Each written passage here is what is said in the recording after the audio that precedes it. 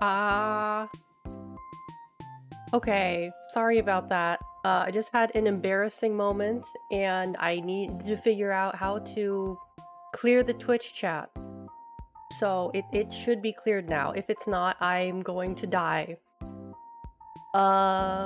Twitch is not working right now. Like it's not showing the viewer count for for anyone right now, I think. Because I was watching someone earlier and she had like, you know, 100 people in her chat. And now, like, but the viewer count is still stuck at 0. So I'm probably gonna be very anxious today because I have no idea if anyone is here. So if you're here, if you're watching, please say hello. So I don't feel so sad and lonely. Yeah. Let's see here. Give me... I think I'm ready to switch over. I think I'm ready to switch over here. Whatever. Let's do this. And there we go. I just realized I don't have any background music. Do I have any background music? I do not. Okay, hold on. Let me go to let me go to YouTube real quick and find some background music. Copyright free background music. 12 hours, 5 months ago, 4 months ago. I want something newer. Synthwave. Real Svarog. Ah, thank you. No, I appreciate lurking. Thank you so much. I just wanted to make sure I wasn't totally alone here. Okay. Let's see. Let me put something on real fast. Okay. I feel like I've probably had this one on stream before, but we're gonna have it on anyway. Because I need background noise, so it's not gonna be so boring. But yes, hello, and welcome to the stream. Today I'm gonna be talking about what movies I've watched within the past couple weeks. I think it's been almost a month since I've done like a just chatting kind of movie talk zatsudan thing. So glad to be doing it again because I have a lot to talk about this time. I have a lot to I got a lot on my mind, a lot to talk about. So let's see. I watched I think like five movies, four or five movies. I don't have actually. Well, there's a lot of things I'm going to talk about that I've watched. So let's get right into it here. Where did I put the poster? There it is. So the first one I'm going to talk about today is a little horror movie called Lights Out. And this one is actually, I remembered this because it's based on a short film that came out in 2013. And I saw this and I was like, oh, I remember that. I didn't know they made a full movie about it. But I saw the I was pretty young when I saw the short film. It was like, I don't know, maybe like 10 minutes on YouTube. You can still find it if you look. It has the same name too. Ah, Broiled Beef, welcome, good to see you. But it was a very spooky little thing. And basically, the whole premise is that you turn out the lights and you see a spooky little guy. But when you turn the lights back on, the spooky guy is gone. And it's a very simple concept. Very, very simple. Something that could only be seen in the dark and that like hides in the light. But the way it's done is very, very effective. Like the short film had like millions of views, so it wouldn't surprise me if any of you guys have seen it as well. But basically, the movie has an actual plot to it, which, to be honest, is not like the best part of the movie, right? Let me read you the summary, the plot summary from Wikipedia. In the film, a young woman must confront her childhood fears to protect her brother from a vengeful supernatural entity holding a mysterious attachment to their mother. And apparently, there was a... Oh, wait. That's the synopsis for the short film. For the actual short film this was based on. But it's basically the same thing. The movie is essentially an expanded version of the short film. which, I mean, both are pretty good. They're both pretty good films. It's spooky, it's unsettling. It's a very simple premise, a very, very simple spooks. Like when you turn out the light, something is there, like I said. So there's a lot of scenes of like, you know, something peeking out at you from the darkness, which the movie mostly centers around a young boy and his kind of like, you know, fear of the darkness because there's something there, as most kids have that fear. Except in his case, there is something there. And basically what happens is the kid's mom is friends, and I say friends in quotation marks, with the evil entity that lives in the darkness. It's kind of stupid, to be honest with you. The plot itself is kind of stupid, but the way it's filmed and the way they kind of do the spooks and the scares is actually pretty good. It's actually pretty good. There's this scene in the movie in which there's a boy and his older sister, and they're trying to defeat the monster, right? And so as we know, the monster doesn't like the light, and it can only get you in the darkness, right? So if you stay in the light, you're fine. But what they discover is that if you have a UV light, like a UV black light, it doesn't hurt the monster, but it allows you to see it. And I thought that was conceptually very interesting. So they basically get a UV light that allows them to see the monster because, like, you know, if it, like, there's scenes of them being, like, tossed around and beat up by some invisible force, and so they kind of use that to figure out how to defeat it. But it has more of, like, an open ending, so that it kind of, like, it's like one of those, like, oh, everything is fine, but is it kind of endings, you know? It wasn't a bad movie. It wasn't a bad movie. Like I said, I could give you the synopsis of the plot, but it's basically like, oh, like this family, the mom is like, she's like mentally ill and she talks to like shadow people, except in this case, the shadow person is real. And the shadow person actually goes away when she takes her medicine. So I guess like, take your meds. Is the moral of the film, take your meds and the shadow people will go away. So, I don't know, maybe it works. Oh, thank you so much for following! Never, L3 Never, thank you. I don't know why the sound alerts did not go off. Oh, it's probably because I didn't hear it. What if the shadow people are chill? They could be chill. Lenver, thank you. Sorry for mispronouncing it. I don't know. I feel like it's probably one of those things where they try to like, they're chill, but then they're like, oh, actually we're stealing your life force. You know? Like, oh yeah, we're cool. We're like spirits or whatever, but we're cool, but they're secretly like stealing your life force. That's what, that's my take on it. But they basically, they're bankers. Oh, but they do the thing in horror movies where they like, someone calls the police and then they're trying to tell the police like, no, guns won't work on it. It's like supernatural. And they're like, okay, yeah, whatever. Just stay back. And then the police get fucking bodied by this shadow creature. And then they're like, uh-oh, whoa, I'm shooting it and nothing is happening. So it was, plot-wise, pretty standard horror movie. But in terms of like the actual spooks and scares, pretty good. Conceptually, very good, very well produced, very well thought out. It wasn't too over the top or too like, you know, crazy. I would definitely recommend it. I'd give it a 7 out of 10. It's not the best thing that I've ever watched, but I appreciate like the artistry that went into it. I appreciate the concept, the direction, and the way that it was done, because it wasn't one of those like stupid horror movies where everyone is like over exaggerated and they're like, whoa, the big spooky monster is here and it's gonna get you, whoa. You know, it wasn't like that. It was more down to earth, more steeped in reality. Although there was a scene that that bothered me.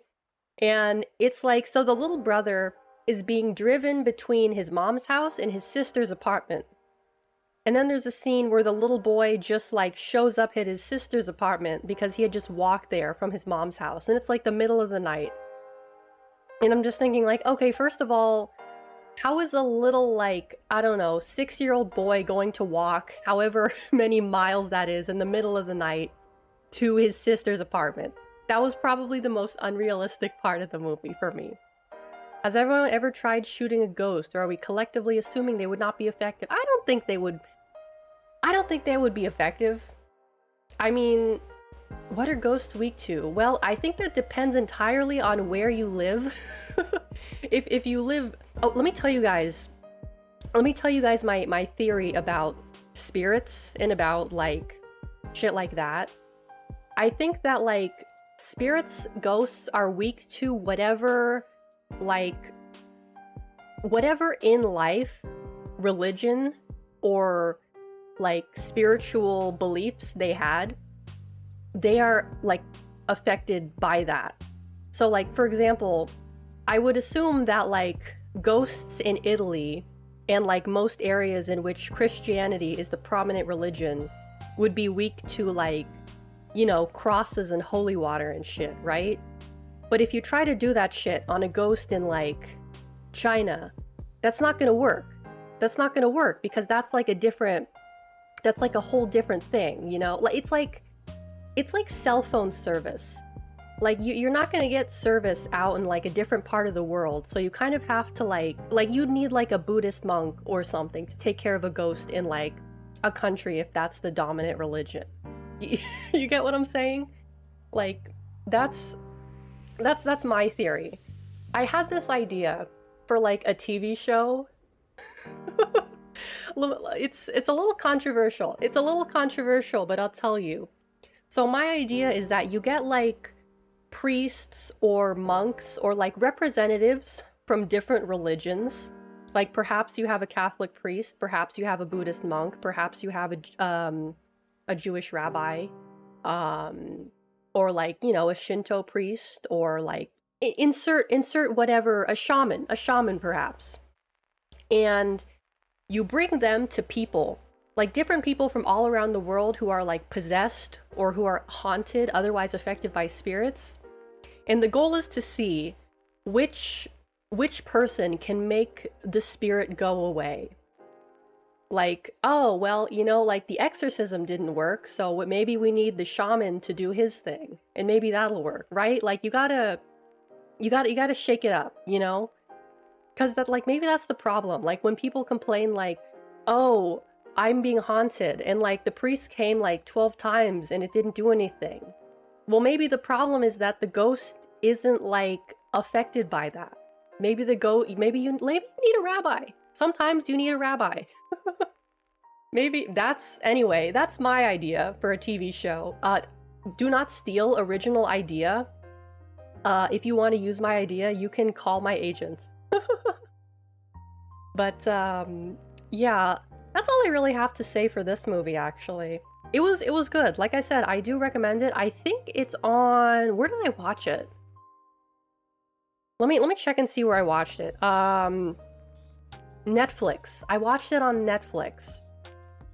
It says it is available on other services, but the other services you have to pay for. On Netflix, it's free.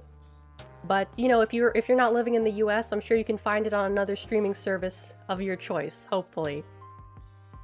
Alright, let me switch over to the next poster here. My favorite movie. That is a very good question. I would say... I really, really like 2001: A Space Odyssey. That is probably one of my favorite movies. I also really like Alien. That's another one of my favorite movies. Let me look at where are my Blu-rays? Yeah, Alien, like I have a lot of movies that I like, but Alien and 2001 are definitely some of my favorites. I'm big on sci-fi and horror and fantasy, so those are usually like my go-to movies. Also, Shin Godzilla. Shin Godzilla, really good movie. It wasn't even a movie, it was a film. That's how good it was.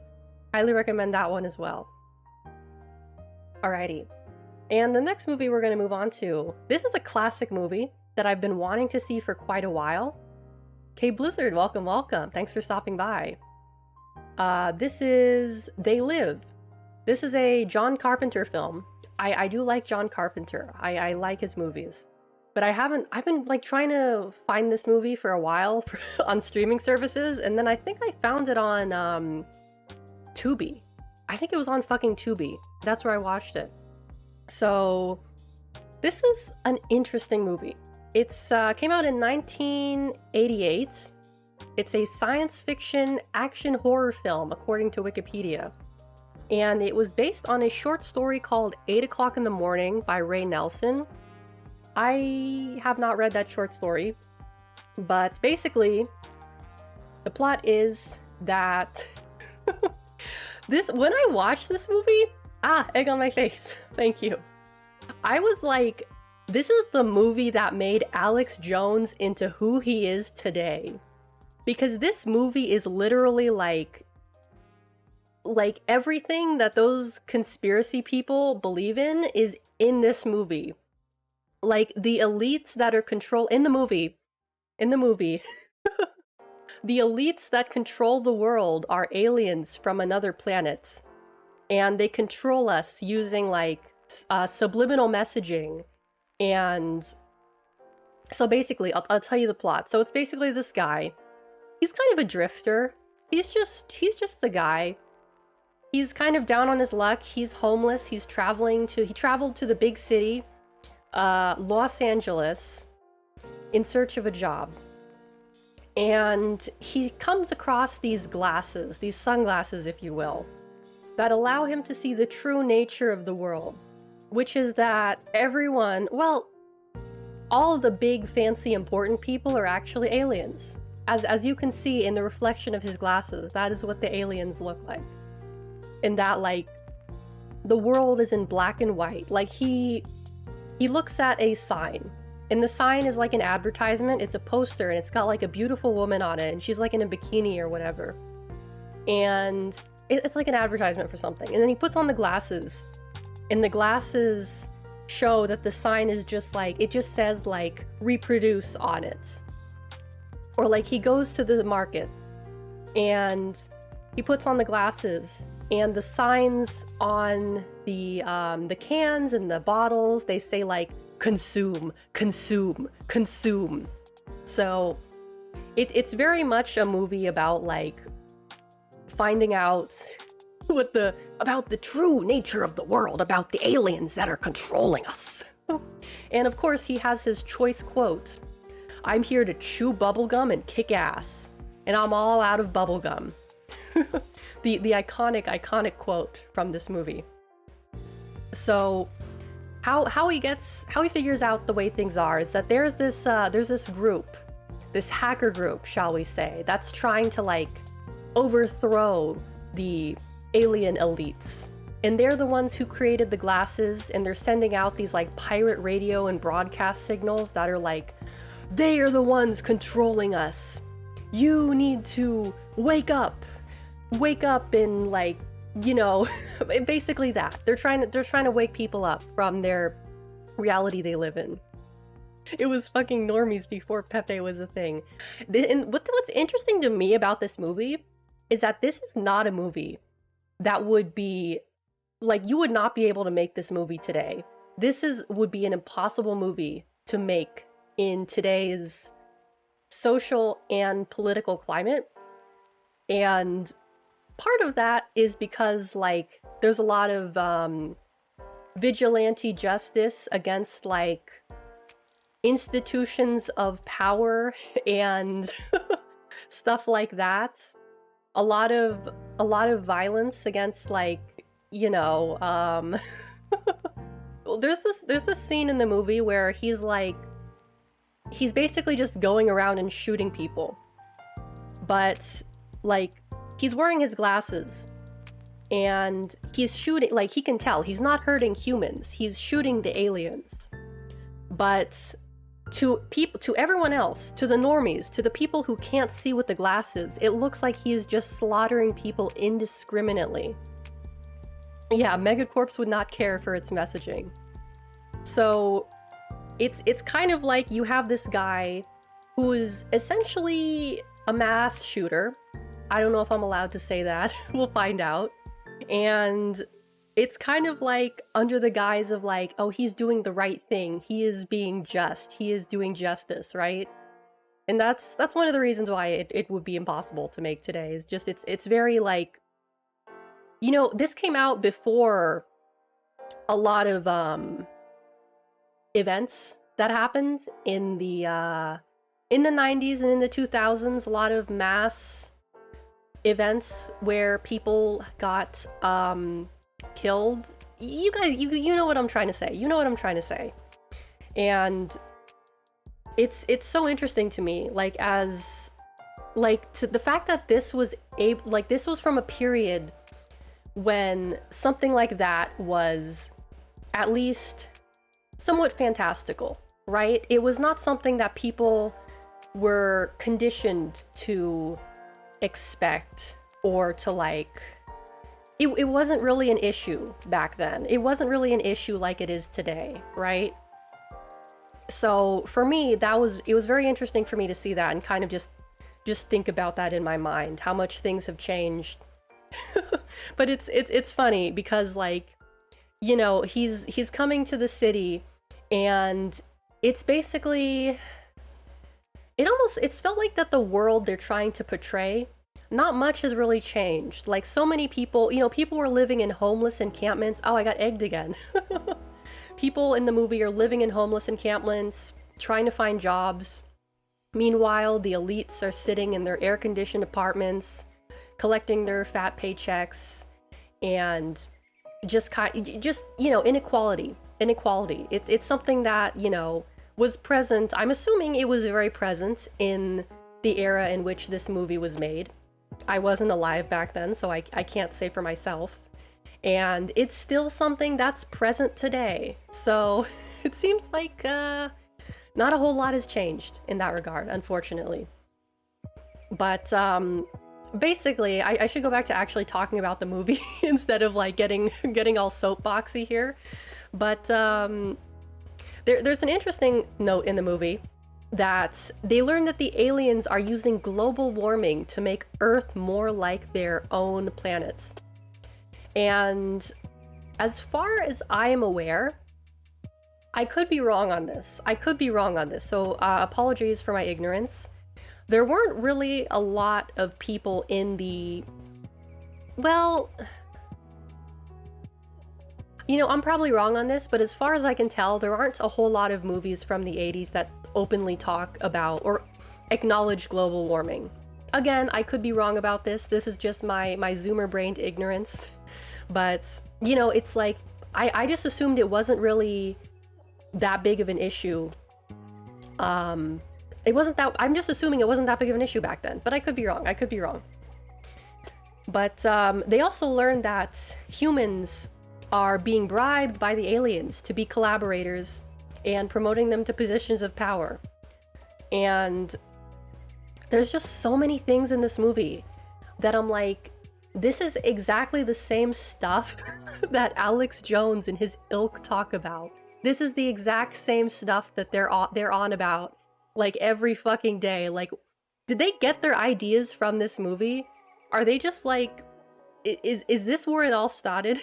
Is this where it all started? Or were there people like with this kind of like mentality before this movie came out? I'm morbidly curious. But they basically find the underground lair of the aliens, and they find out that there's a big, like, satellite, not a satellite, but it's always been around, just very fringe. Okay, I guess so. Not a satellite, what is it called? Like, a transmitter on the roof of the TV station. And they basically destroy it. And the aliens' disguise they're basically using the radio waves as a way to like disguise their appearance. And so once the transmitter is destroyed, like everyone on Earth can tell that they're aliens again. And so now people are freaking out, and that's like, let me read you the when the transmitter destroyed, humans all over the world are free from their dreamlike state in discovering the aliens hiding amongst them. Night of the Living Dead had a similar idea. I don't know if I've seen Night of the Living Dead, to be honest with you. That's something else I can put on my list. Oh, this is interesting. Among Us. Exactly. You have it. Yep, Among Us. Just like fucking Among Us. Yet another movie that Among Us was inspired by. You have this movie, you have The Thing. Oh my god. The Sus. You can't escape the Sus. The Sus is eternal. It's been with us since the beginning of time.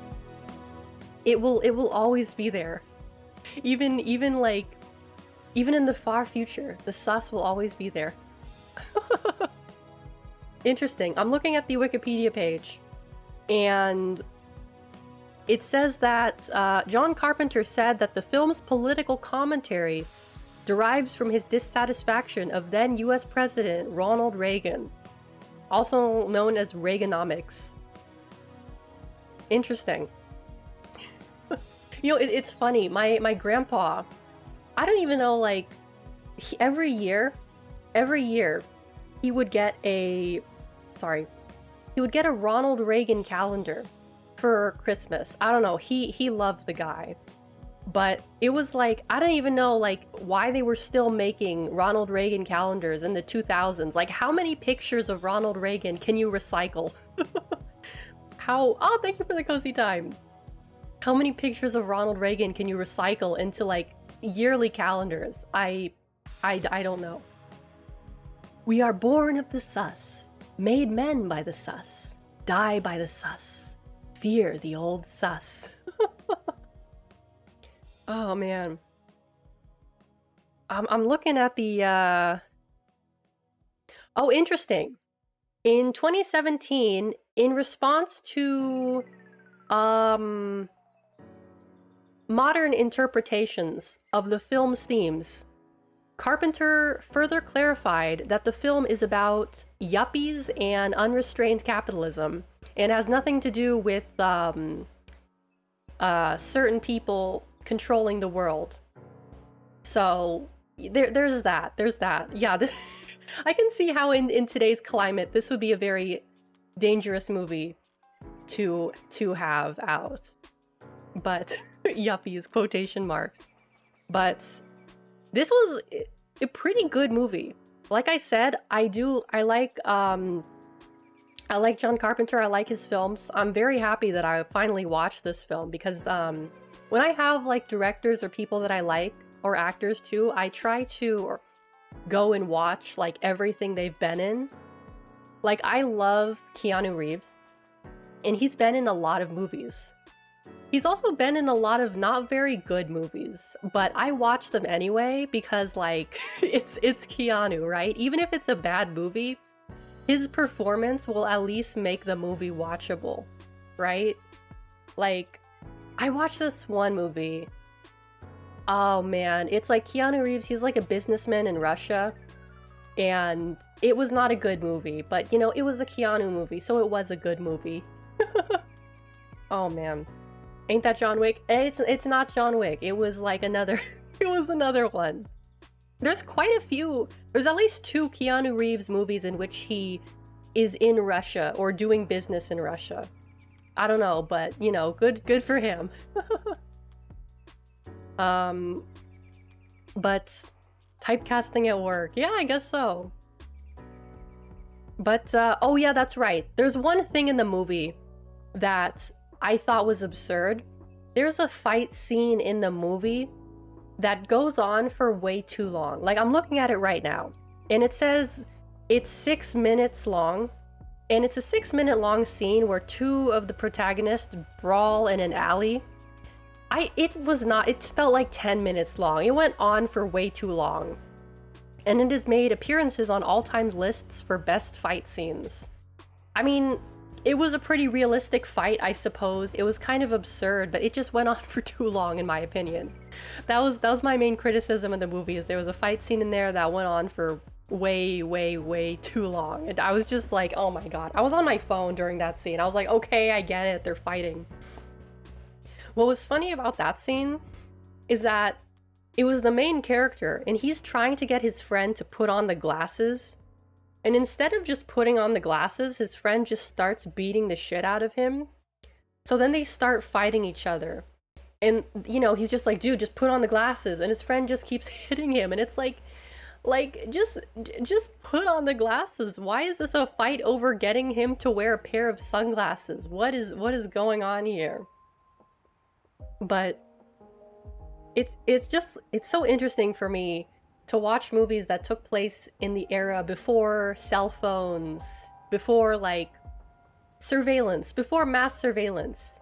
And it's like you have this guy who's like essentially just killed a bunch of people, and he's just walking around Los Angeles like it's nobody's business. Like he's just strolling down the street like with his like, oh yeah, I just killed 6 people, and like people are just kind of like not really noticing him, which is like, man, that's like so scary. Like back in the day, like I don't know, I feel like now if that were to happen, they would have caught him in like maybe half an hour. But like, man, the before time.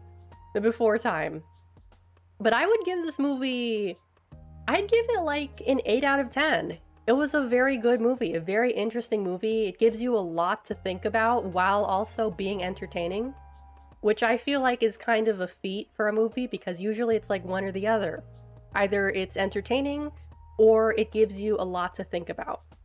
So pretty good. Let's move on to the next one here. Let me switch this over here. Let's see. Oh yes, here we go. So this is a movie I have watched before. This is a movie I have rewatched, in fact. Some may call it the worst movie ever made. I like it, but it also upsets me greatly. Thank you for the Pope mode, thank you. But I am a Dune fan. I love Dune. I've read the first book like 2 or 3 times. I've tried reading the sequels. I read Children of Dune, and I think I tried reading Dune Messiah, or I forget which came next. No, I think it was Dune Messiah and then Children of Dune, but after the 3rd book, it was just too much for me. It got too weird for me. But whenever I watch, like, it's a David Lynch movie, and I like David Lynch. He's a weird guy, and he does weird things, which I appreciate. Also, visually, it's an interest, like, it's weird, which that's the one thing that I do appreciate about it, because Dune is it's a weird book series. It's weird, and I feel like making things as weird as like making it so Lynchian is kind of appropriate, but it's also like the set design is insanely good. It's really good. Unfortunately, it's the like, I get it, because Dune is a very difficult movie to adapt into, a difficult book to adapt into a movie. Like, it's been called unadaptable by many people, because there's so much internal dialogue in it. But with the way David Lynch does things, I feel like the internal dialogue kind of like works, and it's weird. But is it so weird that it's good again? Like the new movie, I will talk about the new movie one day, which I did like it, but like when I was watching this movie again, it just activated my Dune autism, and I had to go. I went to my book and I grabbed my annotated copy of Dune. And the whole time I was watching the movie, I was just flipping through the pages going, actually, he didn't say this. Actually, the Duke doesn't look like that. Like, oh my god. I'm I need to get my book now. Hold on.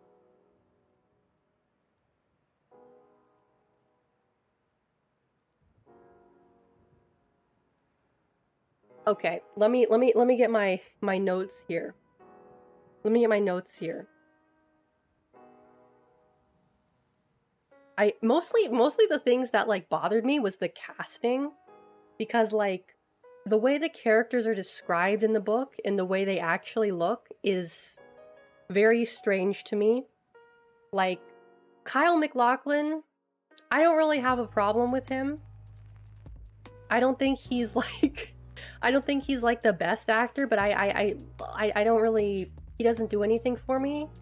Like the only thing that like like comparing him to Timothy Chalamet, I don't think Timothy Chalamet is like a particularly bad actor, but it just feels like neither of them have really like, they don't really understand the character, and I feel like it kind of shows in their performance. It kind of shows in their performance. Like if we're talking about physical appearances, let me read to you from the book what Paul looks like. So, a dark-haired youth of about 16 years, round of face and with sullen eyes. That is about Paul.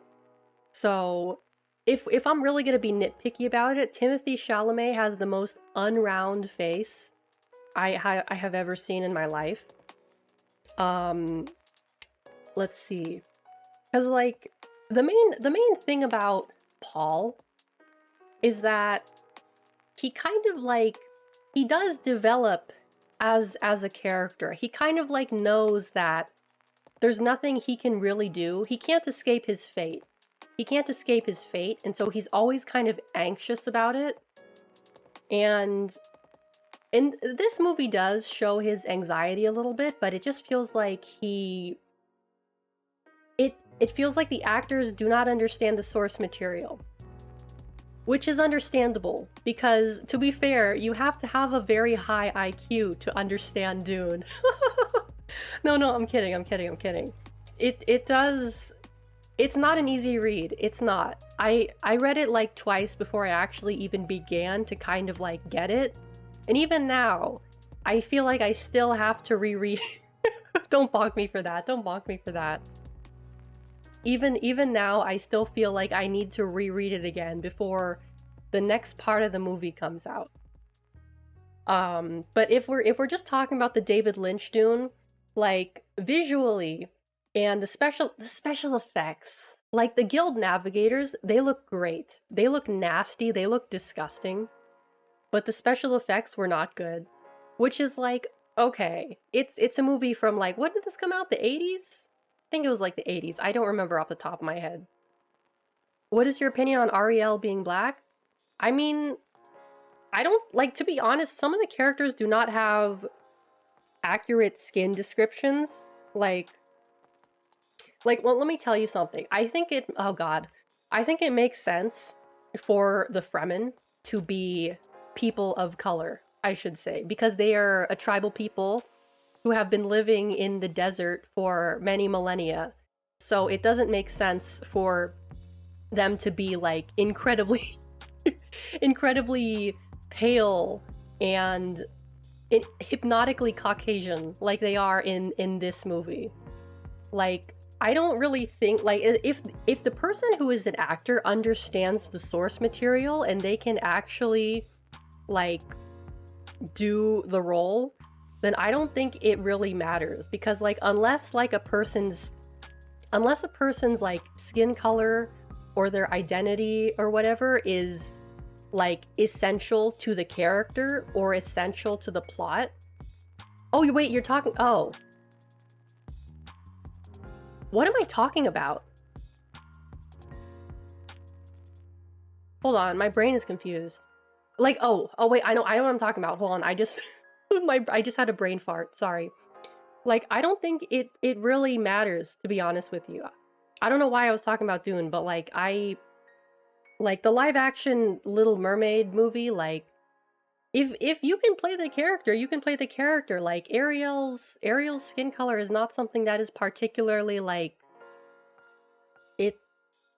I don't think it really matters, to be perfectly honest with you. Like, it's not something that is essential to her character or her identity as like the Princess of the Sea. So I don't think it really makes a huge difference, to be honest with you. But going back to Dune, I was still in Dune mode.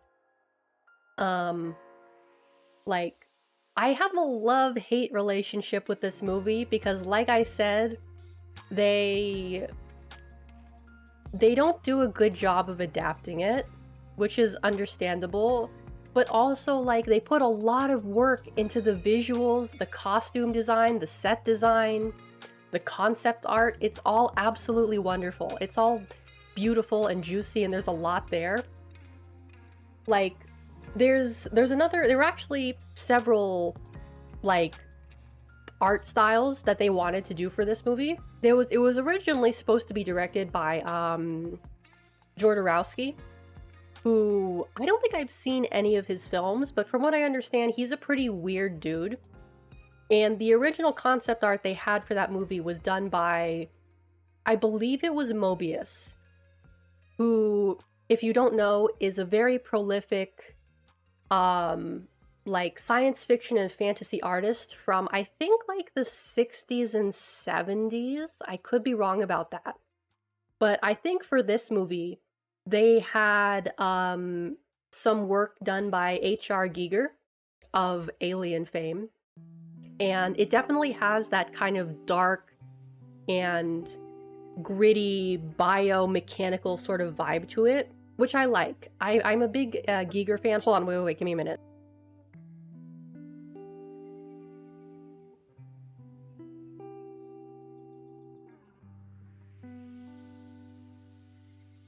Ah, sorry, I fell.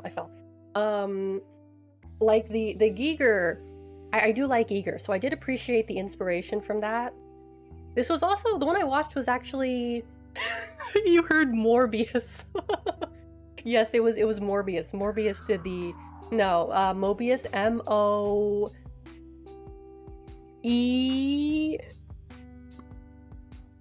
hold on, he's French. Did you mean Morbius? No, Google, I did not mean Morbius.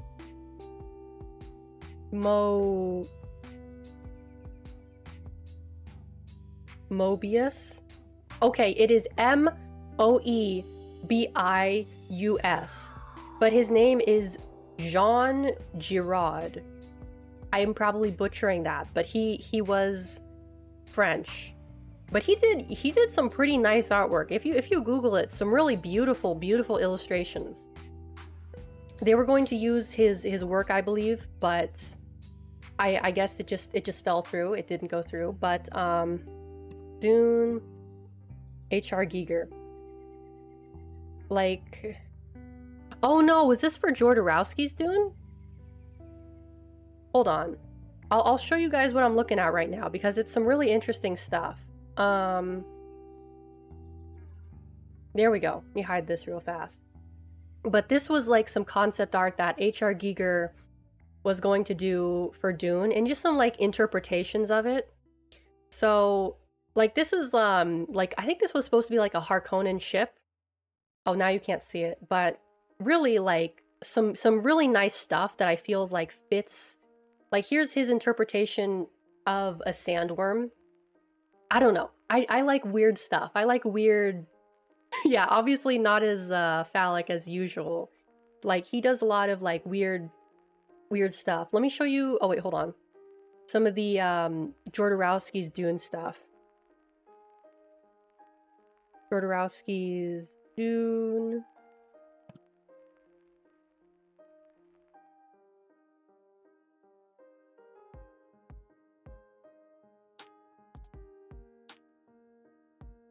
Okay, bring it back up.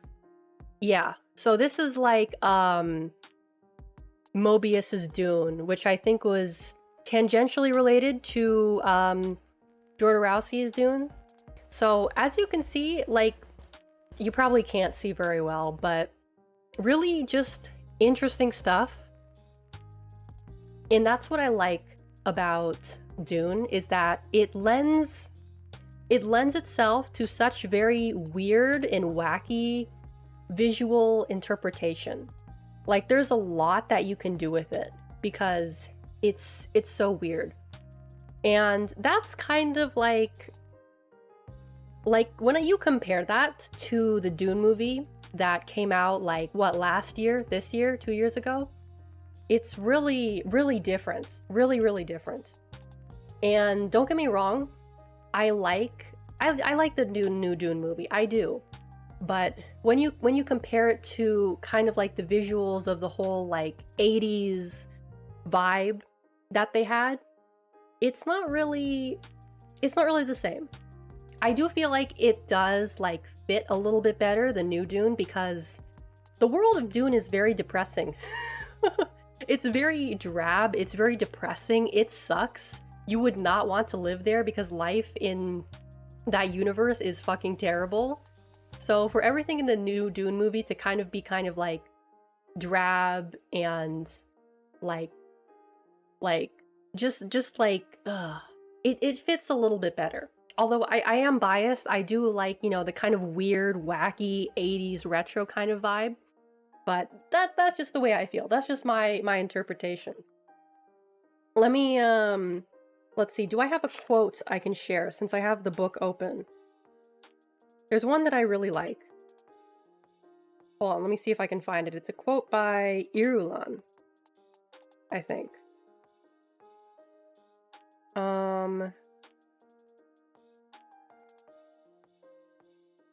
Oh yes. This is the quote I really like from the book. This is from the collective saying. This is from chapter, there's no number, but it is a Princess Irulan quote, and it says, it's one of the chapter headed quotes, you know, the ones they put at the beginning of each chapter. It is, "There is no escape. We pay for the violence of our ancestors." And I think that's a really neat quote. I think that's a really interesting quote that really just like fits the theme of the book so very well. And the thing about Dune is that it goes on forever. It's basically like a domino effect of like, this happened and then all this other shit happens in the future. And like the beginning of Dune is like, it's the little domino, right? It's the little domino. And the stuff that happens, the big domino, is in the later books, which is kind of unfortunate because the later books are not as interesting as the first book, in my personal opinion.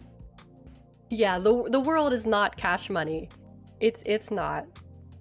Oh man, I could go on about Dune for a very long time, but we should move on to the next movie here, because the next one I am very excited to talk about. Well, actually, should I save it for last? Should I save it for last? Best for last? No, we'll talk about it now. We'll talk about it now because it's really, some of you may know. I watched this a few weeks ago. Emesis Blue. This is the Team Fortress 2 movie, if you can call it that. And it's probably one of the, I don't want to say it's the most fucked up thing I've ever seen, but it's pretty like, it left me feeling an emotion, like a very strong emotion that like, it's like after I watched it, I was like, man, Jesus, what the hell was that, right? It's a very dark movie. It's kind of a horror, it is a horror movie, to be honest with you. It's a dark movie. Yeah, it has a lot of references in there. And I'm gonna talk about that because, to be honest with you, the movie was almost entirely references to other movies, which in my opinion is both a good thing and a bad thing. Like, yeah, it's got a lot of Jacob's Ladder references. It's got a lot of Dante's Inferno's references. It's got references to The Shining. It's got references to like, you know, just some like the big movies that are out there. Oh, hold on, someone just followed. I'm so sorry. I missed the alert. Let me take a look here. Spotter Egg, thank you so much for following. Thank you. And the references are what makes the movie strong, but it also what makes the movie kind of weak. in my personal opinion. And what I mean by that is like, when you have so many references in one movie, it feels a little bit like you're just catering to people who like know these movies. Like you know that Rich Evans clip where he's just like, I know what that is. Like it's kind of like that. And that's how I felt watching the movie. Like, you know, at first I was like, I know that reference. I get it. I feel smart. But it's like, yeah, I like that. I do like that. But at the same time, I understand that, like, yeah, I must tell them that I understand the reference. Like, that also, it makes it feels like there weren't really as many original ideas in here. Like, at some points, it just felt like they were just cobbling together things that were part of other movies. Like, oh, here's a reference to this movie. Then we're gonna follow it up to a reference from this movie. Oh, there's the other, like, there were so many references to The Shining. I was just kind of like, okay, I get it. I like The Shining. It was a good movie. But you can't just keep relying on The Shining for your references. You have to do something different. You can't just keep, like, I get it. You like The Shining. I get it. They could have shown more restraint. That's my main criticism of the movie. Is that it definitely felt like it's too, like, it's catering too much to film nerds, right? But I think what was most impressive about it is just like the technical aspect of it. That this entire thing was made in Source Filmmaker, which, as we discovered a few weeks ago, Source Filmmaker is a piece of shit program that hasn't been updated since 2015. So it's kind of amazing that they were able to do all of this in Source Filmmaker. And that was what really impressed me. And there were a few things that kind of like felt a little bit out of place, but it all looked very good. Visually, it was very good. I think the scene that stuck with me the most, and what still sticks with me, is the scene where Pyro, he's facing away from the camera, and you see the back of his head, and he pulls off his mask. Then he walks back into the darkness, and he lights a lighter, and he holds the lighter under his chin, so you can see his disgusting, horrific, fucked up, charred, like, face. And it is so, like, it's freaky.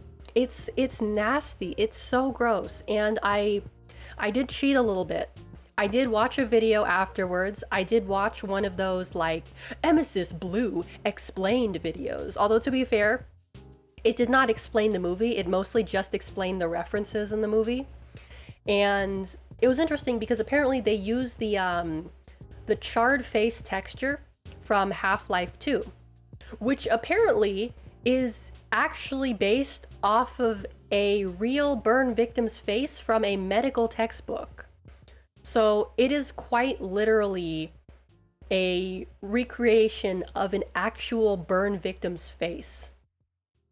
So that's like really like what was the most, like, what really blew my mind the most. Just that scene, it still sticks with me. To be honest with you, the plot, like, I sort of kind of got what the plot was about. Like, okay, they're trying to find the Mayor Archibald, and he's been kidnapped, and they go look for him, and it's like these guys, they've been laid off by Blue, they're kind of mad about it. They've experienced injuries from the mysterious respawn machine. And, you know, God even knows what the hell is up with the red guys. They're all kinds of fucked up. But it's an interesting interpretation of Two Fort, in a sense that they made Two Fort seem bigger than it actually is. Which is like Two Fort is like a relatively small map, right? So for them to actually make it seem like big and realistic was very interesting to see. Also, like, there's a scene where Sniper also gets kind of like fucked up, and then he turns into like another kind of like nasty black and charred face thing. But one thing that was not answered, and I haven't really been able to find an answer for, although to be fair, I haven't been looking very hard, is specifically what emesis blue means. And emesis, upon research, means to throw up, to vomit. And, you know, obviously blue is a reference to the blue team in Team Fortress 2. But when you put those two things together, to throw up blue, what does that mean? What could it mean? What could it possibly mean? I was thinking it's a connection to the diazepam that they take. Although emesis diazepam is a really funny name because it's basically saying like, oh, it's diazepam that makes you throw up. I guess, but you can interpret it in many ways. The beta versions of Soldier's rocket launcher, really?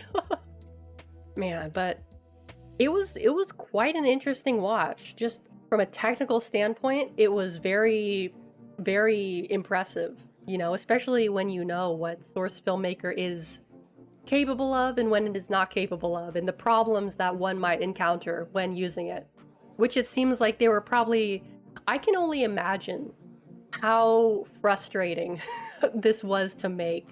How many times did they just like get so mad that they just like were on the verge of giving up, or that they're working late into the night and they just shut off their computer because they just could not deal with the program not working with them any longer. Like, how many of those moments did they have? I'm very, very curious about it. Also, most of the voice acting was done by like 2 or 3 people. Like, most of them was done by, I think, 1, 2, 3, 4, 5, 6. Yeah, it says at least in IMDb. This also has an IMDb page, might I add. There are 6 people listed as the main voices. And the main voices for Medic, most of the people were done by Chad Payne, who is the director of this movie, and Anton Pellizzari, who did pretty much everyone else. A few other people were credited as someone for the soldier, someone did the scout, but the voices were all very good. Like, I thought, like, when I first heard it, I thought they were actually using, like, voice lines from TF2. And then, like, after a few minutes, I was like, oh, no, he's just doing a really good Medic impression. He's doing a really good German accent. Okay. Like, these are people who were pretty good at doing what they did. So, let's see, when did this movie come out? Did this movie just come out? It says 2023 on IMDb. Really? No way. It didn't come out this year, did it? February 20th, 2023. It literally just came out a few months ago. Wow. I thought it was I thought it had been out for at least like a few months or something, right? But I guess not. Wow, I didn't realize it was so recent. I'm curious as to how long it was in development for. Let me take a look here and see if there's any interviews with the director or anything like that. Let's see. A fan movie based on an existing universe. Huh. It does not say, but what is the point of Emesis Blue?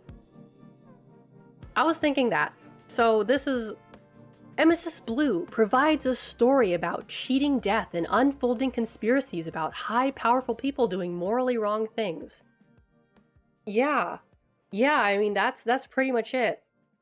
Even if you don't like Team Fortress 2, I would recommend this movie. Like, even if you have no idea what the hell it is, like, it's still worth a watch. I feel like going into it completely blind would make the experience, like, even crazier. Because like, well, I feel like if you do have an idea of who the characters are and who their personalities are, it will probably help you going in. But even if you don't, I think it's potentially a really interesting watch, because you do get a very good sense of like who the characters are just within like the first couple of minutes they're introduced, right? But yeah, very, very good movie. I would honestly give this like an 8 out of 10. I really would. Hold on. Let's see. I saw a post on Reddit that was saying something about emesis. Emesis means to vomit, and blue puke is a side effect of ingesting copper sulfate. I don't know if that's true or not. Copper sulfate. Is copper sulfate in a medication? I don't know. We're getting into too much high level shit here. Let's just get back to the point. Emesis Blue, very good movie. Really, really stuck with me. I would highly recommend it. 8 out of 10. Yeah, that's my review of Emesis Blue. Let's see. Let's go into the next movie. The next movie, potentially the last, but I do have something else to talk about after this last one. So this is the movie I watched last night. It's this is from 1990. Yeah, it's 1990. The King of New York, starring Christopher Walken. And this is an interesting movie. I don't know why I chose to watch this movie. I think it was because like it's a movie that I've like seen posters of and like I've seen clips of, but I've never actually like sat down to watch it. And also because I wanted to watch something that's outside of my wheelhouse. I don't normally gravitate towards movies like these, so I just figured like, why not? Let's watch something different. Let's watch something that is not meant to cater to like adult babies, right? Some like a real grown-up movie, if you will. So this is a neo-noir film, as some might call it, as Wikipedia calls it. I'm not really sure what that means, but it stars Christopher Walken. I think this is potentially my first Christopher Walken film, actually. He is a very, very good actor. I have to say, that man can really... that he knows how to perform. He knows how... Is he still alive? I'll check later, but he knows how to perform. But getting back into what the movie is about, Christopher Walken plays Frank White, who is a drug lord that was released from prison. So he's basically like an underground kingpin type of guy. And he wants to be essentially the king of New York, is what his goal is. So he's basically having his crew, and they go around, they try to strike a deal with the other cartels that have taken root in New York City since he left. And none of them want to work with him. So what do? They kill him. They kill the cartel, they kill the triad, they kill the mafia boss. they just get rid of all of them. They just steamroll all of them. And then they start going after the NYPD. And he does some goofy ass shit. So he gets jumped by the NYPD, and you know, they have a shootout, and so then they all leave. And then at the funeral for the NYPD officers that got killed in the altercation, he drives to the funeral in his limousine, and he finds the cop that was also at the shootout, and he just kills him in broad daylight. He just kills him in broad daylight. And then he just drives away in his fucking limousine. So, yeah, it's not a super smart move on his part. But, you know, you gotta do what you gotta do. But it's interesting because he kind of thinks of himself as a good guy. Because while he is trying to control the drug trade of New York, and control like all of the things that go on in the city underground, he also wants to fund a hospital for an impoverished area. And that is one of his goals. He wants to use the drug money to keep a hospital open, because he's talking with some city officials and they're like, no, we're gonna close the hospital. We need like $16 million to keep it open. He's like, okay, I'll get you $16 million. And they're like, you're crazy. And I don't know, $16 million in 1990, that's probably a lot of money, right? That's a lot of money today, but it was probably a lot of money back then too. And he kind of thinks of himself as a good guy too, specifically because he killed the other drug lords. Like, there's a scene where he's talking to the leader of the triads, and he's basically trying to convince him to go into business with him to help keep the hospital up and running. And the leader of the triads, he says to him, if I cared about socialized medicine, I would have stayed in Peking, China. And they basically just trying to tell you that this guy's not a good guy. Like, he's selling apartments, shitty apartments to immigrants for like $800. Like, shitty apartments that they have to save a bathroom for $800 a month. In 1990. That was probably a lot of money back then. That was probably a lot of money back then. I mean, $800 apartment nowadays? That's a good deal. That's a really good deal. But back then, that was probably worth a lot of money. That was probably like the same price as the average apartment in like San Francisco or something, right? But getting back to it, he's killing everyone. He basically corners the leader of the not the NYPD, but I think the leader of the narcotics squad, and he basically tells him, like, you're trying to kill me, but what I did, I'm trying to get rid of all these other guys who are worse than me. It's interesting. He says something that I thought was very interesting. He says, like, America spends $16 billion a year getting high, and that is not my fault. I am not the source of it. Like, why are you coming after me when I am not like the one who is like the problem here? And I thought that was an interesting quote that kind of like showed his character. Like, he doesn't see himself as a bad guy. He does bad things, but he's trying to like offset the bad things he does by doing good things, you know? He's not like a morally bankrupt person. Although I would argue that he's only doing the good things to fuel his ego so that he doesn't feel like a bad person. But, you know, I could be wrong. I could be wrong. To be honest with you, there's not like a whole lot that happens in this movie that's like stuff that I could like gush about or talk about for a really long time. It's basically like a period piece, you know? We've got this drug lord in New York. It's his adventures, his misadventures to becoming the king of New York. And he does bad things, but unfortunately, the movie does not end. He doesn't really get to achieve his goal. I won't spoil the end of the movie, but it is a reasonably good movie.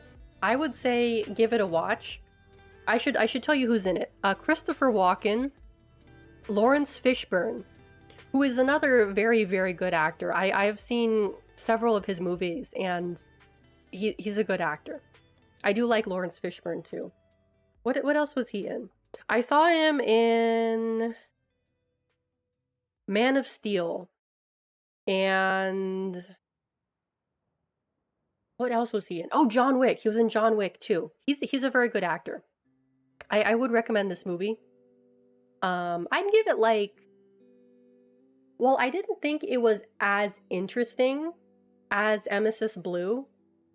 I would say it's more of like a Drive. He was in Drive too. Oh, okay, actually I haven't seen Drive, to be honest with you. I haven't seen Drive.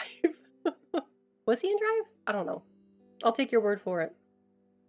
But I would say if you like crime movies, if you like movies that take place in the late 80s or the early 90s, like kind of like You know, it's funny because I'm watching this movie and it's showing like the grimy subways and the homeless encampments and people doing drugs on the street.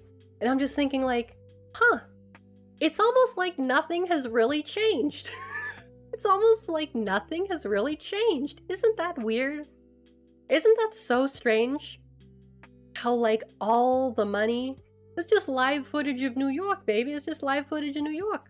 Like you spend all this money on trying to clean up the city and you can't you can take the New York out of grime, but you can't take the grime out of New York.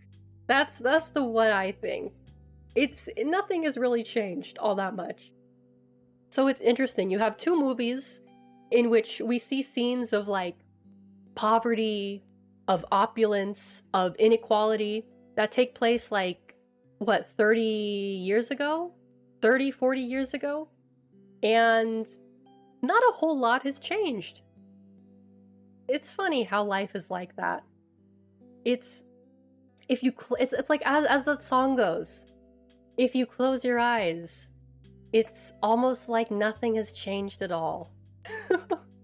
It's almost like nothing has changed at all. At least to me anyway, from what I'm looking at. But you know, I could be wrong. I'm sure someone who's older than me would probably have like a different view.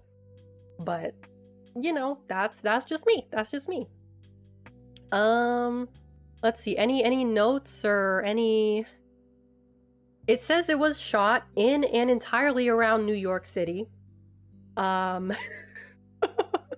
According to the director, the then owner of the Plaza Hotel, Donald Trump, gave him permission to film there for no charge, on the condition that Christopher Walken would pose for a photograph with Ivanka Trump, who was a fan of the actor.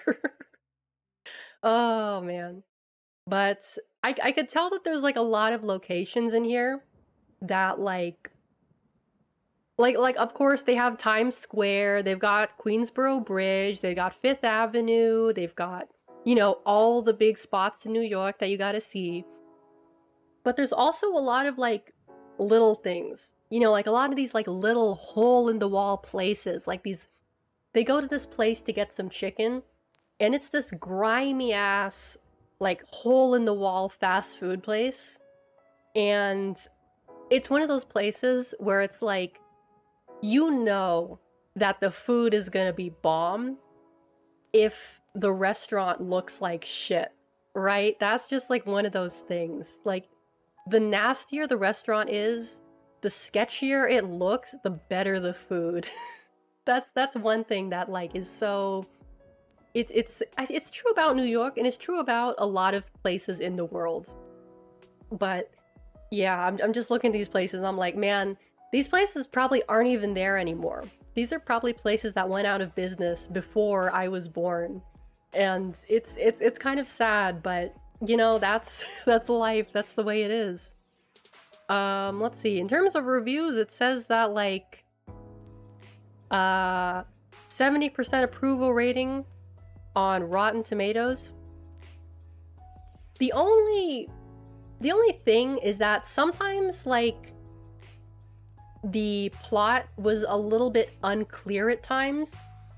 Like there would be like, for example, there'd just be like a scene of them like in like just having a party and doing drugs and just like getting high or whatever.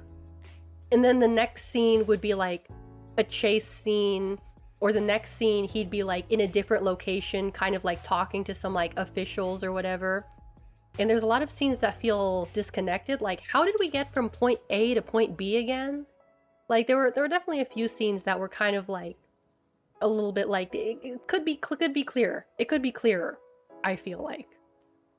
But the director is Abel Ferreira, who, let's see, does he have any other films that I know?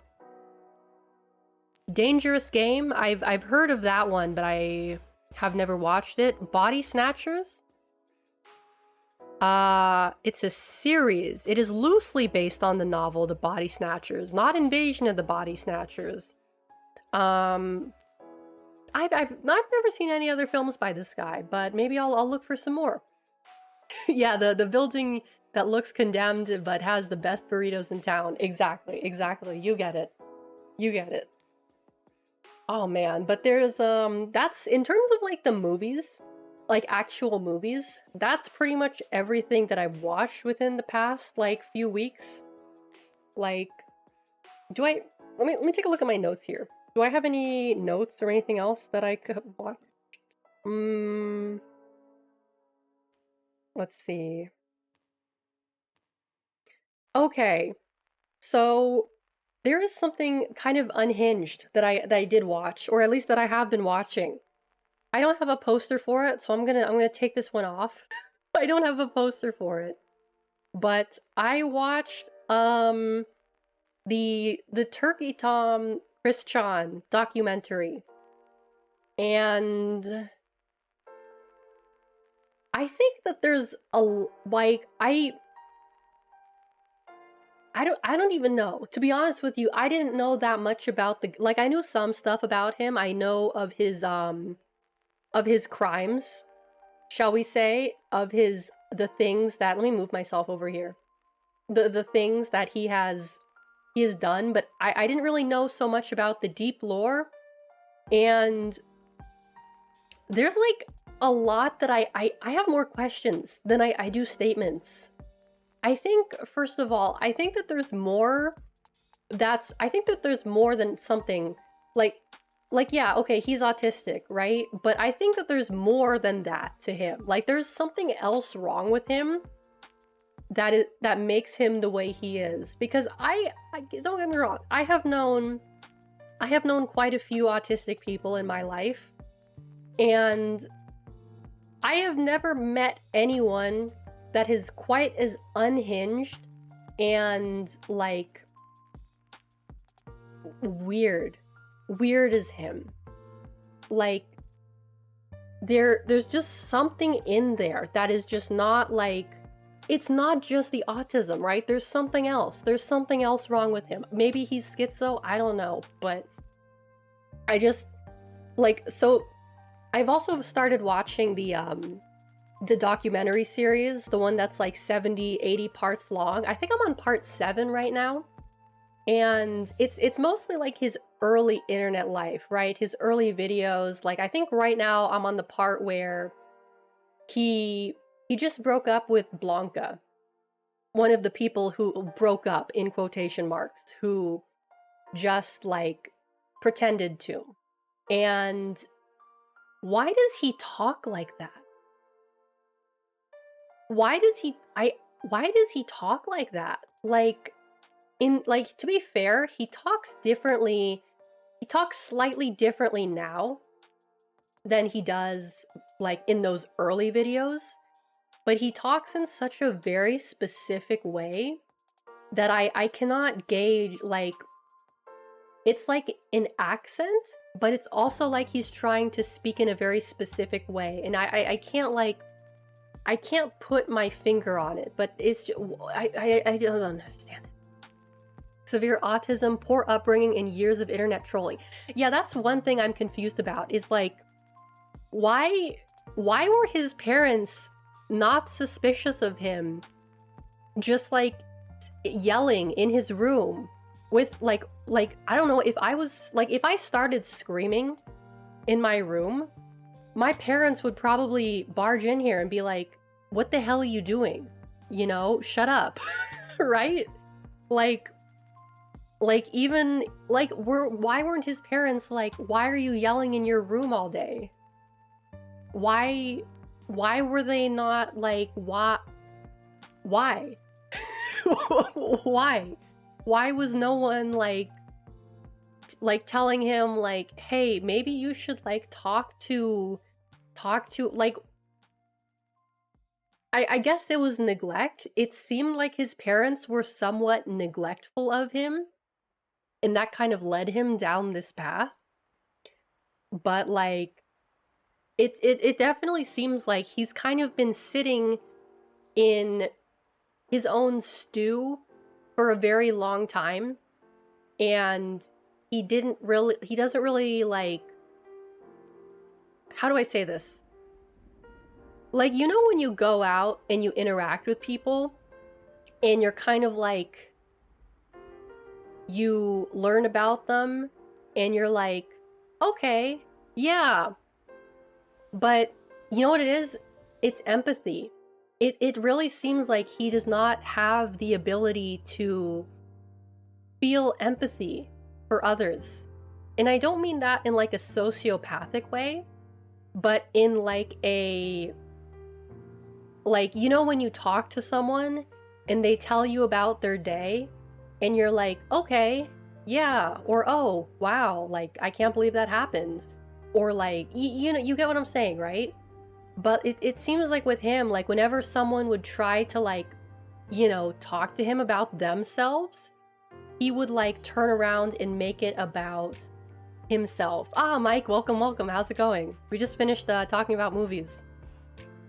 Like, was he not like I guess he just didn't get any support?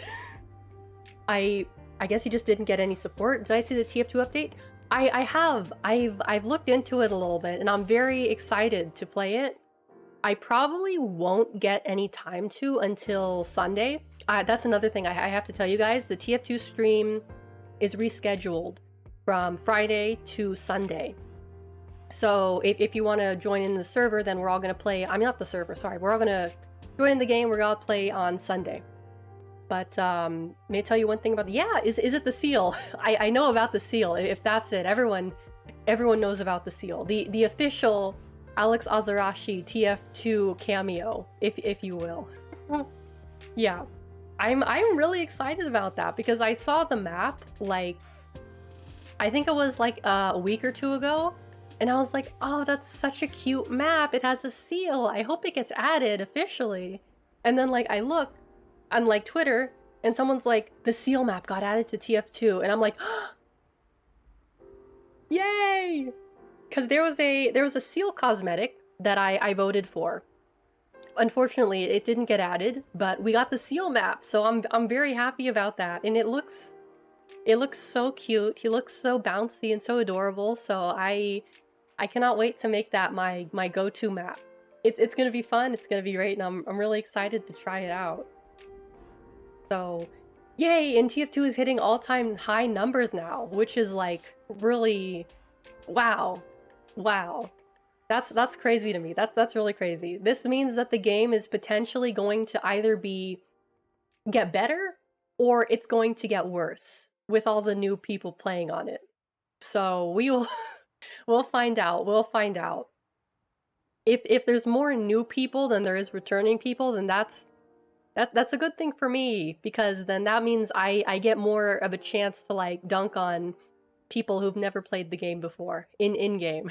The game that never dies. True. God bless Valve. I remember I saw some people who were like kind of pissed that like, oh, they didn't add this like extremely specific like patch. And to be fair, they might, you know, this is like, they're probably gonna patch it again. It's probably going to get patched like a few times at least, hopefully.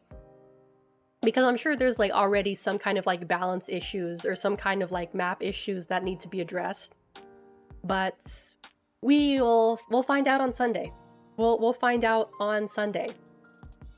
Oh, another thing. What is IRC? What is IRC chat? Because I see that like referenced a lot in the documentary, but I don't know what IRC is. Is that like before Skype? Is that what people... Let me look it up. I should have just... Internet relay chat. What the fuck does that mean? Okay, fine. I'll Google it. What is IRC chat? Like Skype before Skype. So did you need a program to use it?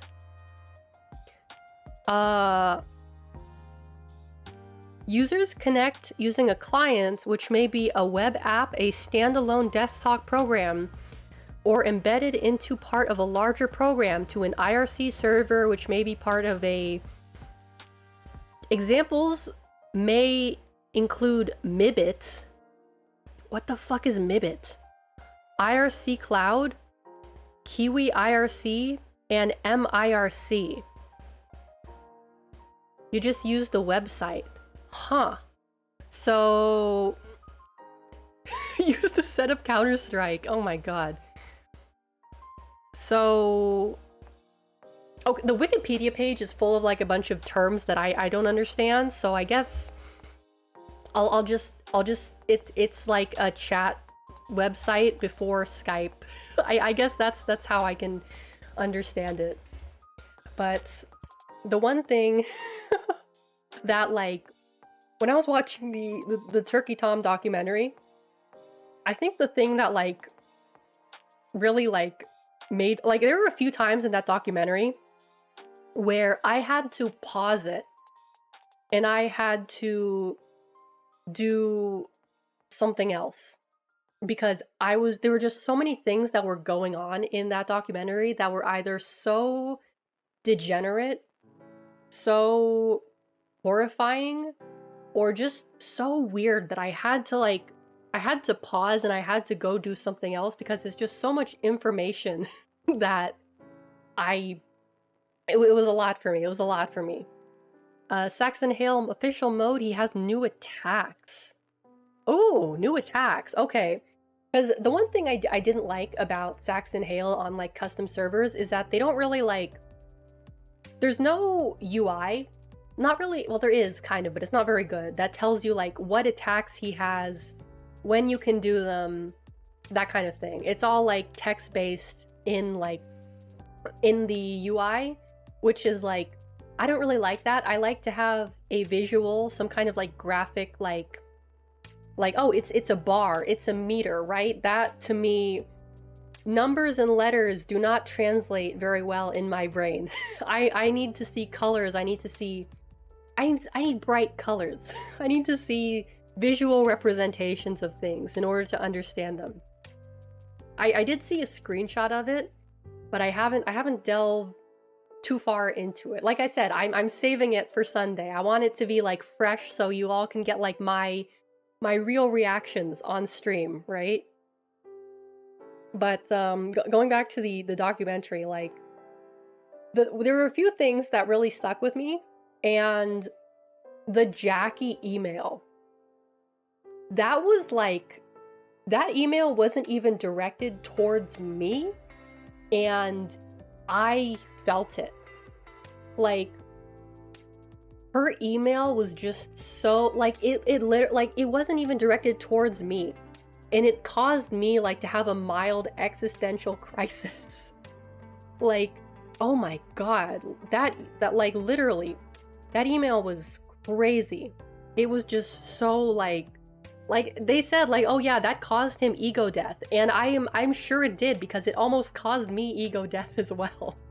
And it wasn't even directed towards me. That was a fucking crazy email. Sorry, I just needed some water. That was crazy. But I guess I'll continue watching the actual documentary about him, because it is somewhat interesting, and it's split into different parts, so that if I get like too overwhelmed by it, I can just like pause before watching the next part, you know? But bruh, that email was just, oh my god. You just think there's no way it gets worse than this, and then it gets worse. Yeah, that's how I felt watching the Turkey Tom documentary. It was just like, how is this possible? This is so bad. How could it be worse than this? And then it gets worse, and I'm like, how is this possible? How is this possible? Like, it's making my brain like it's so shocking that I'm just like, how is it possible for any human being to be like this? Crayola magic, baby. Like, he's been called the most documented human in history. I think that is something that he has been called, I believe, and I think it's probably true at this point. It's probably true. Like, in 10, 20 years, I think he's gonna be in, like, they're gonna put him in psychology textbooks. Like, maybe like 50 years from now, he's gonna be like people are going to be writing dissertations on him for like, you know, their master's degree in psychology or whatever. People are going to be doing like reports on him, and oh my god, like the psych world is going to have a field day with him if they haven't already. Like, he's, from what I understand, they put him in he's in a funny home right now.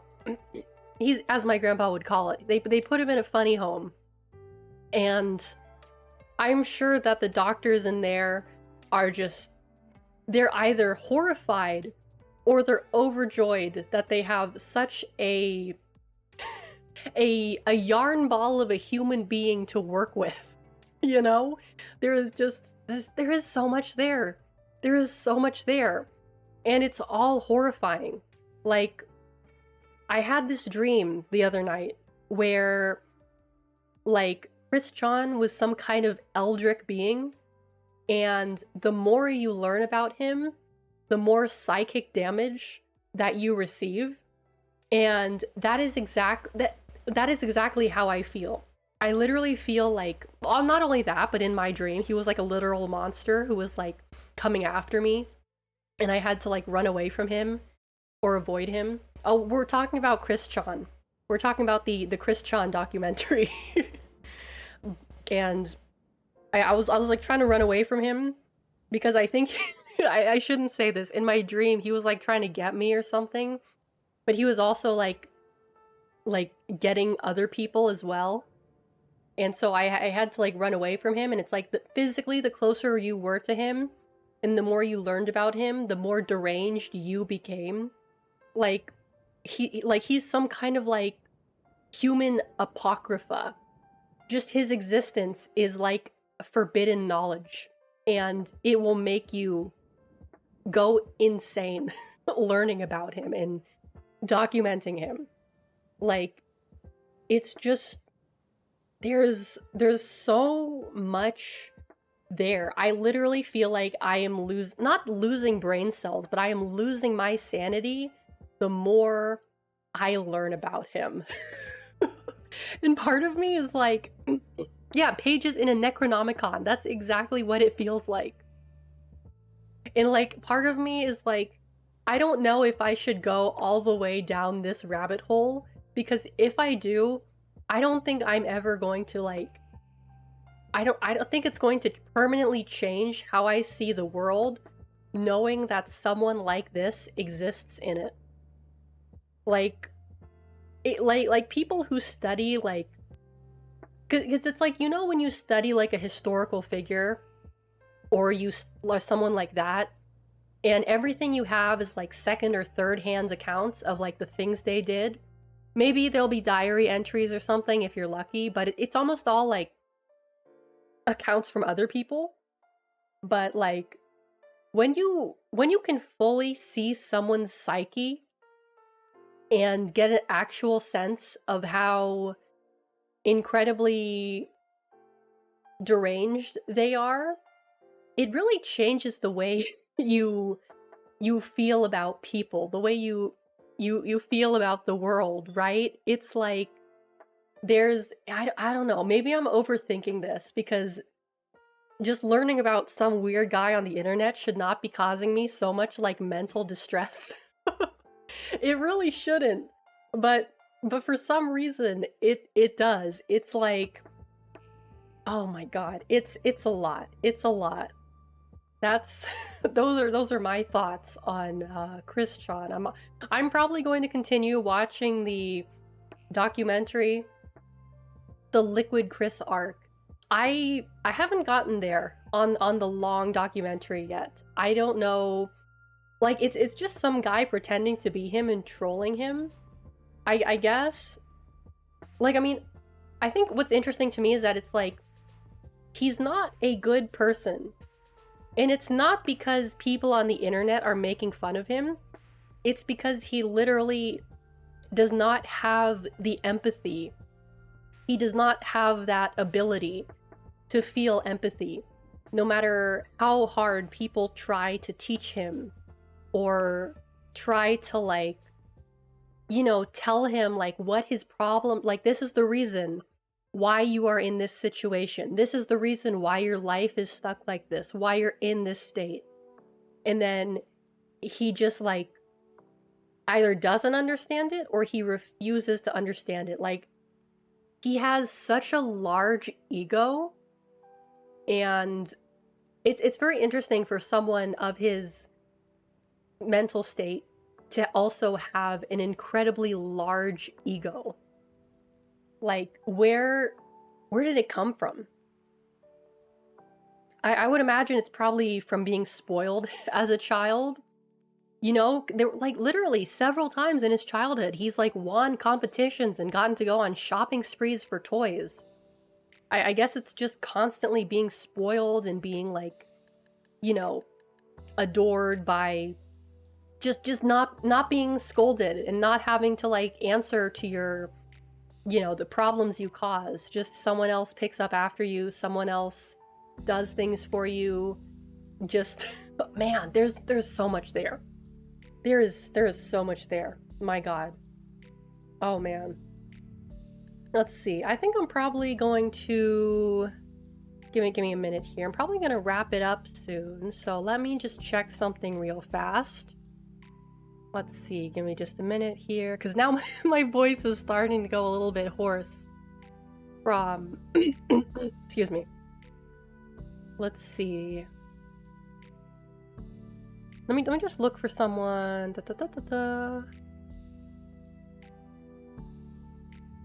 Okay, I think I'm probably gonna call it for today. Also because I'm hungry too. So let me switch over to the ending screen here. Let me just close out the BGM here. And yes, there we go. So there's been a bit of a change in the schedule. So tomorrow some stuff came up and I can't do the usual TF2 stream. I'm probably going to be pretty tired. So instead, what we're going to be doing is we're going to be exploring the weird world of Gmod TikTok, which is apparently a thing that exists. The other day, I stumbled upon this thing called a skibbity toilet, and we're going to go down that rabbit hole together.